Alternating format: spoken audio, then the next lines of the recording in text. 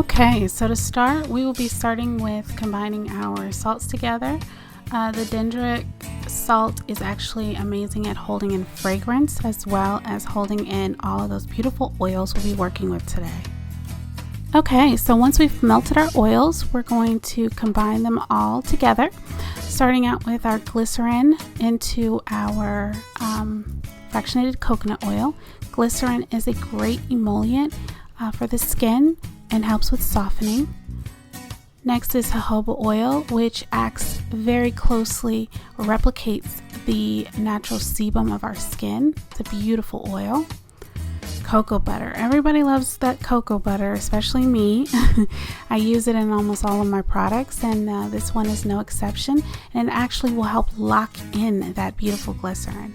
And we're going to finish it off with our soft and silky e-wax, which emulsified wax acts as like almost helps with lotion, almost gives you like a lotion feel to the skin. Now, if by chance when you add your e-wax into your oils, it starts to solidify again, just melt it back down.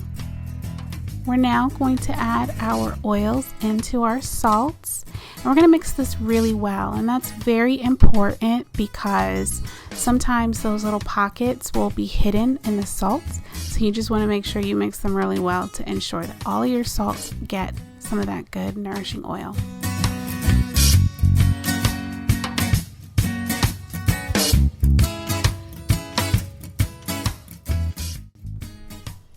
Okay, we're now going to add our fragrance oil in that strawberry cheesecake concoction. I added it to this phase as opposed to the oil portion because sometimes the oils are so hot it can burn off some of that beautiful fragrance. We're now going to finish it off with the mixing process with the Optiphen. I've chosen a preservative because it will be near the shower or water, and so just to ensure that we don't have any nasty little things that grow in our product, I want to make sure it's properly preserved. This is a paraben and formaldehyde free preservative. So we're now going to take our master batch and section it off into a total of 3 parts so that we can color. I wanted to create an ombre effect with our jars, so I'm going to be using 3 different beautiful pinks. Starting off with a raspberry pop, our darkest, watermelon punch, our medium, and then our summer crush. Now I'm only using a little bit of the colorants, the micas. If you decide that you want to add a little bit more vibrancy, you may want to consider using polysorbate 80. And this will just ensure that there's no stains in your customer's tub. But for me, it's just a little small amount. It won't really affect or create like a ring or anything like that. You could also use the polysorbate 80 if you would like your oils to be able to easily disperse in water. That's also another reason why you could use polysorbate 80.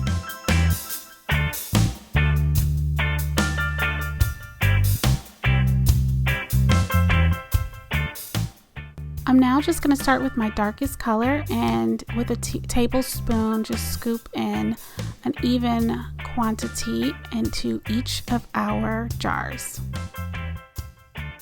I'm going to continue this process throughout, starting off with my darkest color like we said before and working my way up to my lightest color. You may find that tapping the bottom of your jar or pressing the product into the jar will help you get the product in.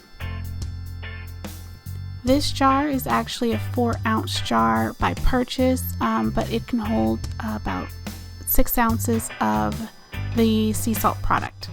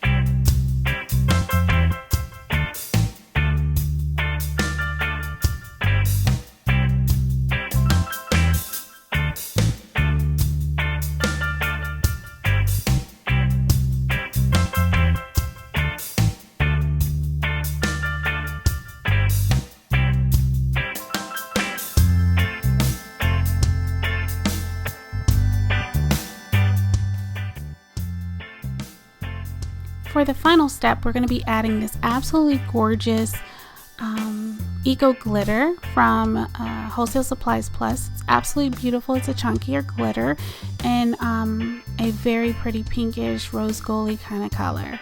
And I just think it adds just that extra little snob love sophistication to it. Thank you guys so much for hanging out with me and watching the making of Mer-Slush. If you enjoyed this video, please give me a like. I hope that you will consider subscribing to my channel. Until next time, bye!